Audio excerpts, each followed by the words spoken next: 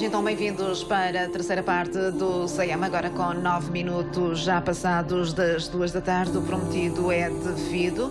Temos já em estúdio a nossa convidada, a psicóloga, a professora doutora Carmo Aragão. Muito boa tarde. Olá, boa tarde. Bem-vindo ao nosso estúdio e nós agradecemos desde já ter aceito o nosso convite para cá estar, para falar naturalmente de um tema que é muito importante, sem dúvida alguma, e que interessa a toda a gente que tem crianças, lida com crianças e educa crianças. Criança manifesta os sentimentos, aliás, face ao mundo que a rodeia através do seu comportamento. Reage negativamente se é frustrada, mas aprende ao longo do desenvolvimento a comportar-se de forma socialmente adequada. Neste processo, o papel e encorajamento dos pais, educadores e professores é sem margem para dúvidas fundamental. A maioria das crianças aprende rapidamente, mas é também normal as crianças portarem-se mal. Fazem brigas, reagem agressivamente, desobedecem e por aí fora. Isto dá o mote para este workshop que é Quero Porque Sim. Doutor. Em primeiro lugar, boa tarde a todos e queria agradecer também a convite à rádio. E pronto, estou aqui para explicar um pouco o que é que se vai falar no workshop. No workshop, exatamente. Fundamentalmente são as regras e o saber dizer não às crianças.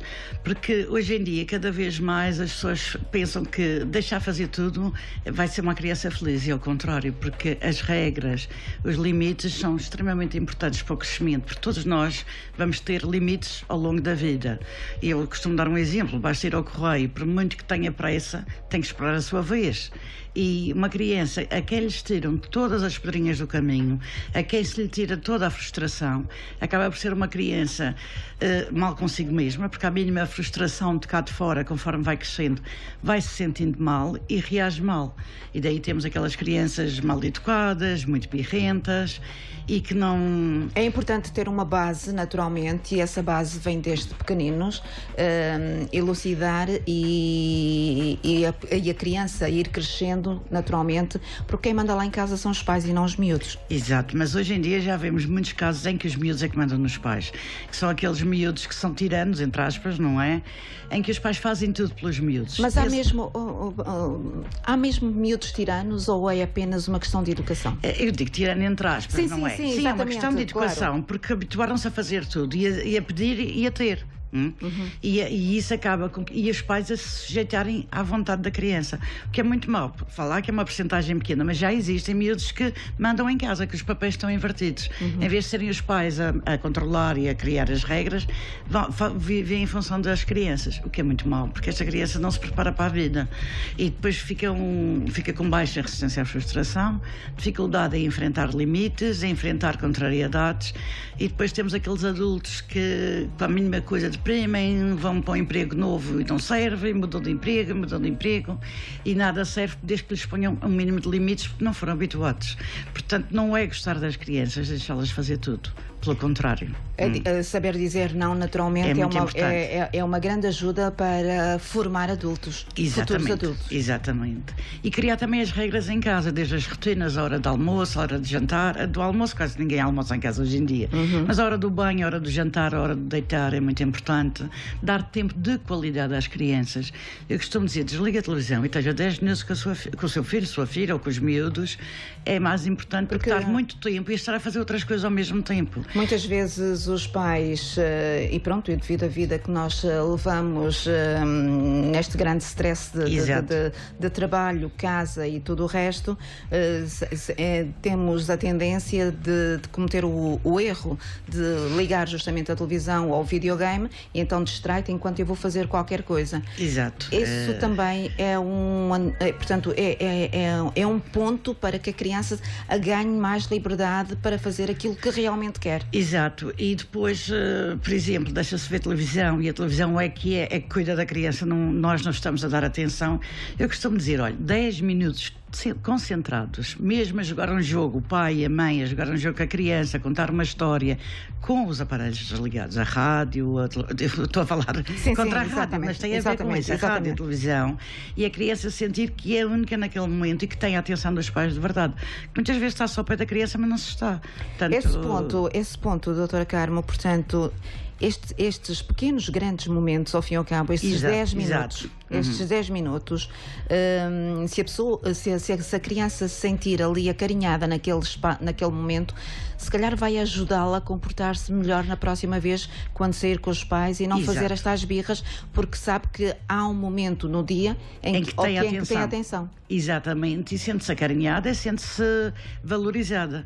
Porque muitas vezes as pessoas estão a fazer outras atividades. Muitas vezes eu digo, às vezes as mães dizem, mas eu não tenho tempo. Eu digo assim, olha, em vez de arrumar a cozinha logo a seguir a ter feito o jantar, brinque com o seu filho, esteja um bocado com ele e depois dele estar a dormir, então arrumar a cozinha. É porque às vezes as pessoas também estão tão organizadas em fazer as suas rotinas que se esquecem que a criança está primeiro. Ou seja, podemos atribuir um pouco isto às vezes começamos a analisar uma série de situações e não podemos, portanto, a nossa vida estressante não poderá servir de desculpa, obviamente, para a falta de atenção, mas podemos olhar para muitos dos comportamentos dos miúdos e atribuir, se calhar, a nossa responsabilidade. Sim, com certeza. Porque uma criança que é feliz, que é acarinhada, que tem atenção, é uma criança muito mais dócil, muito mais fácil de educar, independentemente da personalidade de cada um, porque há crianças mais difíceis desde o início, tem a ver com a personalidade de cada um. Exatamente. Mas quando são educadas com amor, com carinho, com tempo, com espaço para elas, acaba por ser muito mais fácil, independentemente de serem muito regueiras ou não. Aprendem e sabem que quando os pais dizem não, vão com não até ao fim. E quando dizem sim, vão com sim até ao fim. Porque também às vezes acontece uma coisa que é fizeste a criança fez uma asneira e depois dá-se um grande castigo. Amanhã não vais ao aniversário da tua prima. Obviamente que depois a prima, a mãe está à espera, ou o pai, que a criança venha pedir desculpa para ceder. E quando se cede, a criança aprende e começa a tentar sempre ceder. Que nós, os pais, ou os adultos que estão com ela, que cedam. Portanto, é muito importante não prometer coisas que não vamos ser capazes de cumprir, porque isso também é uma forma deles analisarem até que ponto nós somos capazes realmente de ir até ao fim. Seja uma coisa boa, seja uma coisa má, quer dizer, seja um castigo ou seja uma promessa, devemos sempre cumprir. Não, mas senão... os castigos são válidos. São, obviamente. Mas quando promete tem que ir até ao fim. Exatamente. Por isso ter cuidado para não prometer uma coisa que nós, pais, nós educadores, não conseguimos cumprir. Exatamente. Portanto, este é um dos temas também que vai ser abordado, justamente os castigos a ser levados até ao fim. E as regras a serem impostas. Sim. Se forem conversadas, quase que não é preciso impor. Exatamente. E se houver tempo para tudo, para a regra, para os horários, e se formos consistentes naquilo que dizemos e na maneira como lidamos com a criança, acaba por ser fácil. Acaba por ser fácil dizer não também a uma criança? Sim, porque nós estamos a cuidar dela e quando dizemos um não, não é por acaso, não é um não para contrariar, é um não porque estamos a cuidar, por alguma razão estamos a dizer não, é para o bem dela. Aquele diálogo que se estabelece com a criança, não fazes porque... é válido também. Sim, explicar é muito importante. Mesmo pequeninos eles compreendem, desde que se explica a linguagem, na linguagem da idade da criança, é válido e a criança compreende. E é mais fácil dizer, porque explicar o não, o porquê do não, é muito importante. Se calhar lá em casa há alguém que nos está a ouvir, obviamente, e a seguir esta nossa conversa, porque há aquelas crianças que são hiperativas, por exemplo. Pois, ainda bem que tocou nesse assunto. Há crianças hiperativas e há crianças que são naturalmente mexidas e que têm muita energia e que não são hiperativas. Infelizmente, hoje em dia há uma moda do hiperativo, há a moda da Ritalina, que é dar a comprimido, que é o colete de forças químico, o que é muito mau. Muitas das crianças a quem se diz que são hiperativas têm falta de atenção, têm falta de espaço. E não tem a ver com a hiperatividade, porque as crianças também estão muito... Hoje em dia não temos os espaços que tínhamos antes. As crianças estão em apartamentos, mesmo no infantário o espaço não é tão grande. E há crianças que têm mais energia, precisam desgastar essa energia. Portanto, é uma moda, a hiperatividade. Embora haja realmente crianças hiperativas. Mas ao longo da minha prática clínica tive várias E nesses casos das crianças que realmente existem, estas crianças hiperativas... Têm que ser cuidadas, têm que ser tratadas, porque elas têm ao mesmo tempo, muitas vezes, além da hiperatividade, têm o déficit de atenção associado. E, portanto, têm dificuldades na escola e têm que ser medicadas. E normalmente são medicadas no período da escola, de segunda a sexta. Sábado já não tomam o remédio nem domingo e tomam de segunda a sexta. Tomam a medicação. Mas não são tantos como parece. Há menos percentagem do que aquilo que realmente se faz crer. Exato. É isso que Só nos está a dizer. Há hoje em dia, quer dizer, às vezes é uma desculpa, uma criança que não tem regras, não tem limites e, portanto, que faz tudo o que quer e que mexe em tudo e que não para.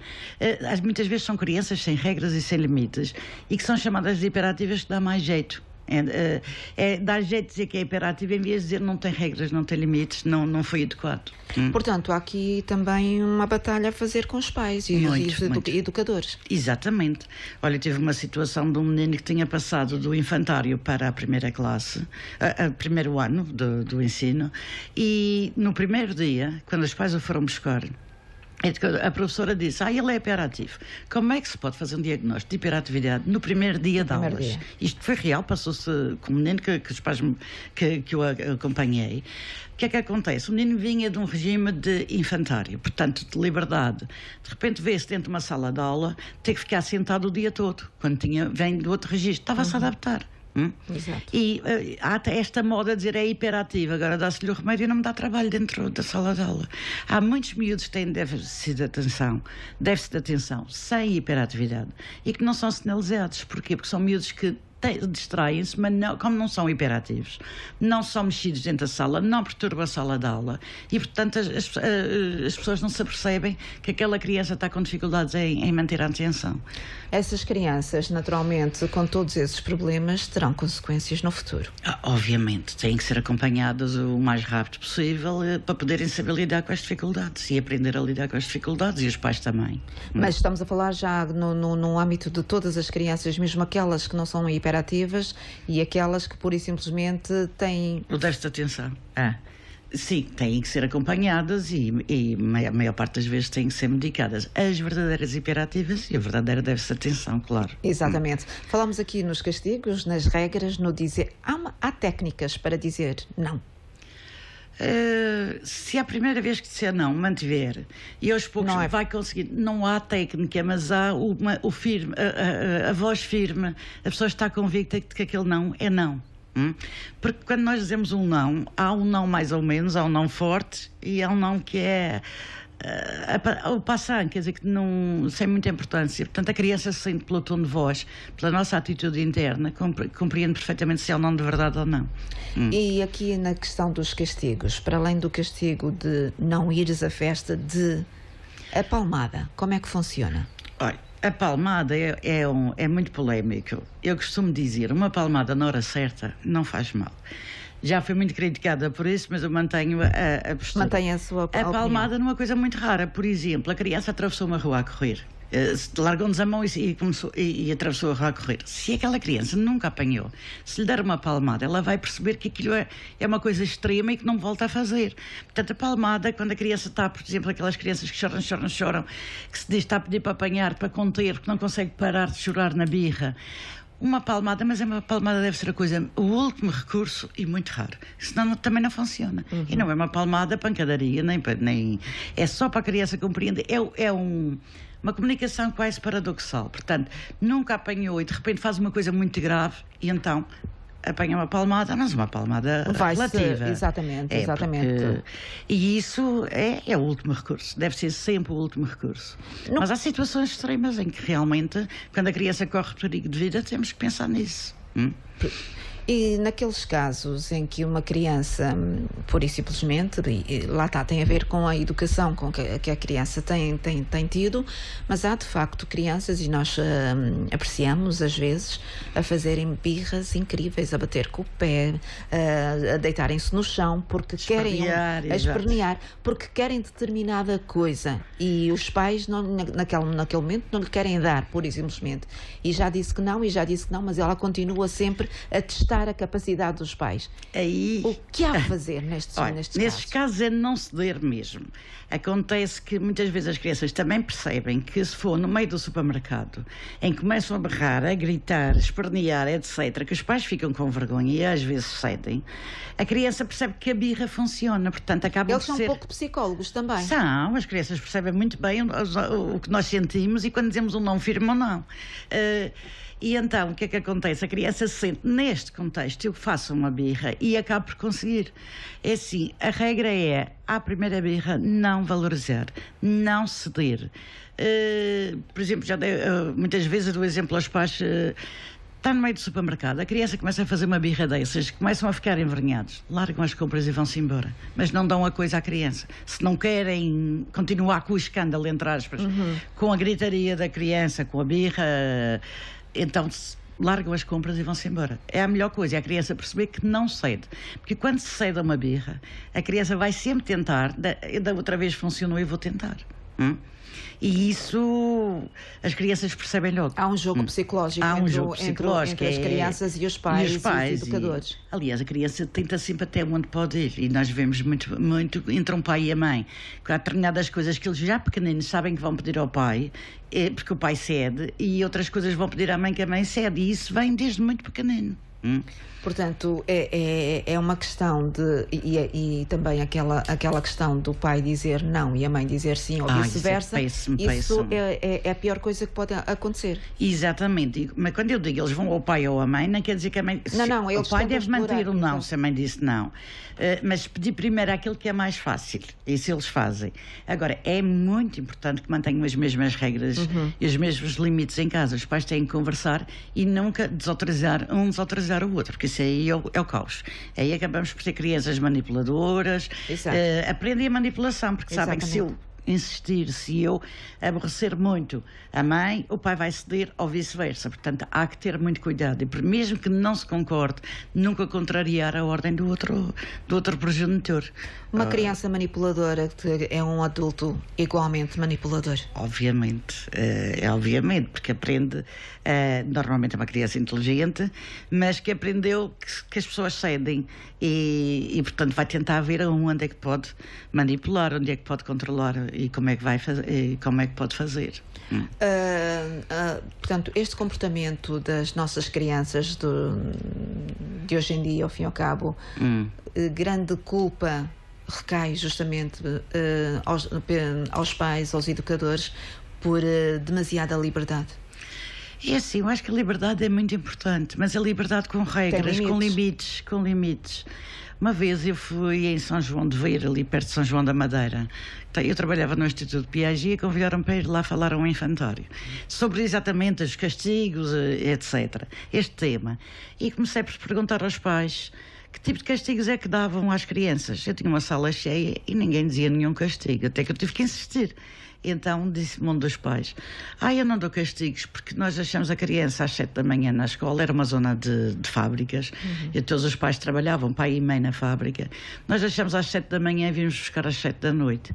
E aquele sentimento de culpa por não estar com a criança o dia todo, acabavam por deixar a criança fazer tudo quando chegavam a casa, pensando que estavam a fazer o melhor. Fazer bem. Porque é assim, note, os pais quando fazem as coisas fazem sempre o melhor, pensando que estão a fazer o melhor. Exatamente. E hoje em dia cada vez mais os pais informam e procuram fazer o mais adequado. Mas este caso foi muito gritante, porque ninguém castigava as crianças porque as deixavam o dia todo no infantário. E depois, claro, temos os problemas da dificuldade de viver sem limites, que é muito mau, e depois não se adaptam à sociedade. Sem dúvida alguma. Doutora Carmo é psicóloga já e a trabalhar com crianças há quase 4 décadas, não é? Exato. Portanto, muita coisa já viu, muita criança também já lhe passou pela mão, naturalmente.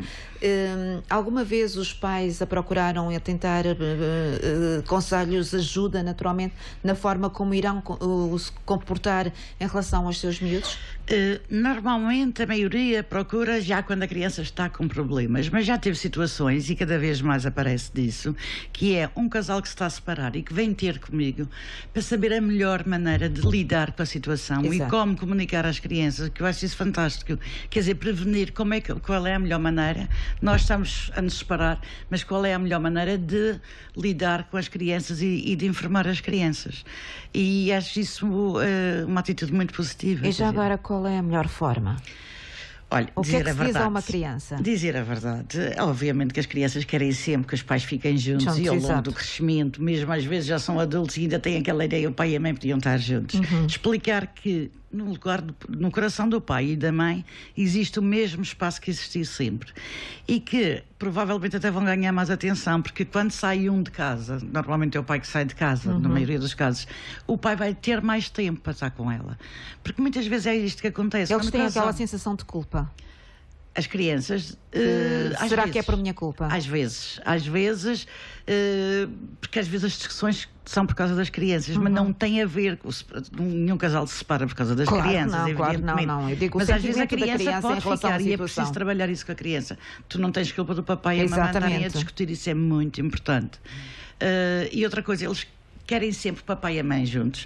Às vezes há aquela coisa de estão separados, mas o pai vai à casa da mãe e a mãe vai à casa do pai. Isso não é bom, porque isso não separa os espaços, eles não se adaptam à ideia que estão realmente separados. Aquela coisa de vamos manter este ambiente só para não traumatizar, é pior, porque depois estão a dizer uma coisa estão a fazer e na outra. prática estão a fazer outra. Estão separados. Vai à porta da casa da mãe, vai à porta da casa do pai. É mais difícil para a criança, naturalmente, assimilar tudo isso, não é? Exatamente. Quanto mais pequenos, curiosamente, quanto mais pequenos, mais fácil se adaptam. Quanto mais velhos, mais difícil é para eles aceitar a separação. Então porquê? Há alguma razão para... Porque já estão mais tempo com os pais e quando são pequeninos adaptam-se facilmente, estão numa fase de adaptação a tudo e facilmente se adaptam. Os laços afetivos estão lá, mas não e depois habituam-se, casa do pai, casa da mãe, casa dos avós, habituam-se facilmente a isso. Qual é o maior problema dos nossos miúdos hoje em dia? Pergunta difícil. Olha que o maior problema dos nossos miúdos muitas vezes é falta de afeto. E estou a falar para aqueles que me procuram, porque também quem me procura normalmente a criança está com algum problema. Falta de afeto em qualidade. Sentir que são amados, porque às vezes dá-se tudo, dão-se brinquedos, dão-se jogos, dá-se isto, dá-se aquilo, mas material. falta aquela parte de agarrar, brincar, saltar no chão, brincar com o corpo, porque há toda uma distância na relação que é muito importante que haja essa proximidade, ao contrário, que haja, mas cada vez mais os pais são mais próximos das crianças. Penso eu que na maioria. É assim, aquelas crianças que sofrem problemas muito graves de abusos e de violência doméstica, essas crianças são os maiores problemas, porque são crianças muito marcadas pela violência, por exemplo, lembro de um miúdo que não queria ir à escola porque tinha medo, queria ficar em casa a tomar conta da mãe para que o pai não batesse na mãe. Portanto, estas crianças tornam-se adultos, entre aspas, e protetores. Amadurecem muito mais depressa. Sim, amadurecem mais depressa, mas caminham etapas. E caminham aquela etapa de ser cuidado. Quer dizer, em vez de ser cuidado pela mãe, ele tem a necessidade de cuidar da mãe, porque o pai pode chegar e pode bater na mãe. Eu vi situações dessas em que os miúdos não iam à escola com medo de que o pai chegasse e batesse na mãe. Uma criança que é obrigado, entre aspas, aqui a amadurecer, não se tornará num adulto revoltado? Pode ser revoltado ou pode ser um adulto triste, porque não foi cuidado e ter dificuldade no cuidar. Estou-me aqui a lembrar de um caso específico em que a mãe morreu e essa pessoa, portanto, ficou a tomar conta dos irmãos, tornou-se adulta muito cedo, mas ficou com algumas lacunas afetivas. Eu costumo dizer os buracos afetivos. As tais etapas que não conseguiu viver. Que não consegui viver, que não se sentia cuidada porque teve que cuidar. E cuidar e defender os irmãos, quer dizer, sentir-se responsável pela casa. E isso é mau, porque acaba por queimar etapas e depois tem aquelas lacunas, aquela tristeza, um bocado a depressão que vem daí.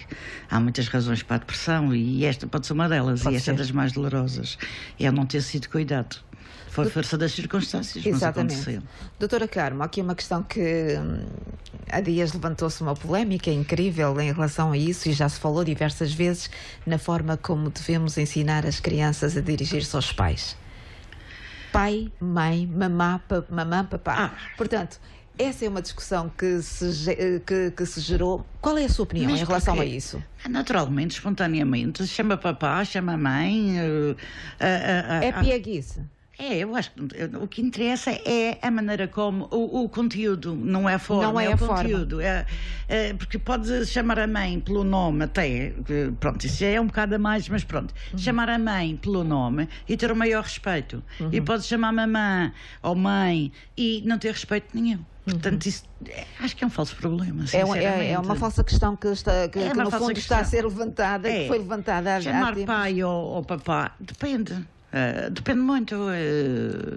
É mais importante a atitude que está por trás disso. A atitude que está por trás disso e a atitude também que os pais devem ter naturalmente em relação a em relação às crianças, e é com base em tudo isto que vai ser abordado toda esta temática neste workshop Quero Porque Sim. Exatamente, por isso é que eu escolhi o título Quero Porque Sim, que são aquelas crianças que acabam por querer impor o que querem e cabe a nós adultos estar a dar os limites. Atenção, também há coisas em que podemos ceder, mas conversar com a criança porque é que estamos a ceder. Se há uma vez que nós desculpamos, porque ao longo da vida, eu sou mãe já são adultos os meus filhos, evidentemente, ao longo da vida há momentos em que nós acabamos por ceder, mas explicar porque é que estamos a ceder. Por exemplo, compreenderem que a maioria das vezes... explicar sempre. Sim, e até como pais pedir desculpa. Porque às Exatamente. vezes nós erramos. Exatamente. Às vezes chegamos a casa estressados, cheios de cansaço, etc. e exageramos. Se pedirmos desculpa não faz mal nenhum. De vez em muito raramente.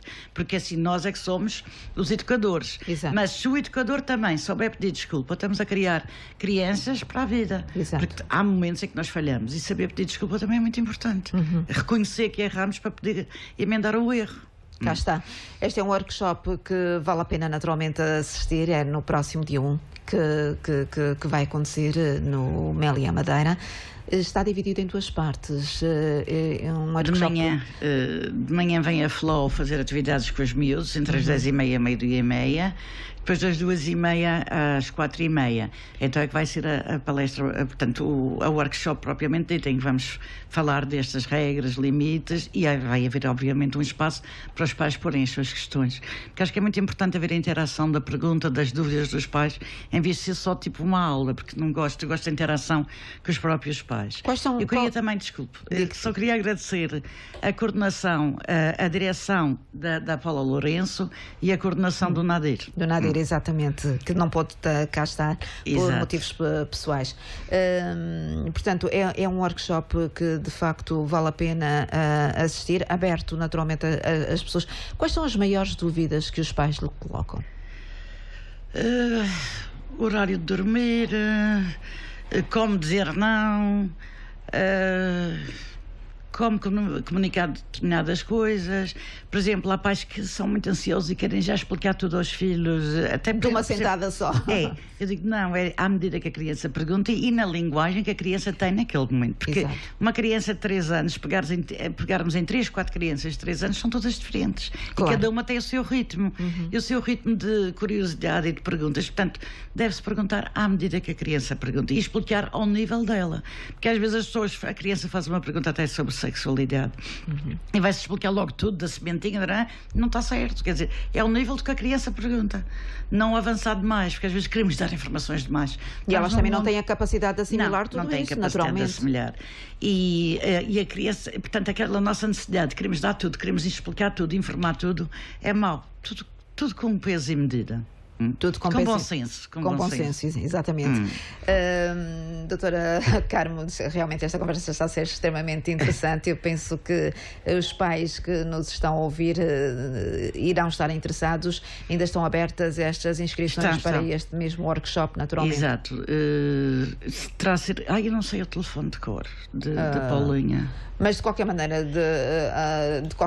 é uma questão de irem até ao Facebook e lá está naturalmente realmente este workshop está lá todo discriminado. Está no Facebook de Paula Lourenço e de Carmen Aragão.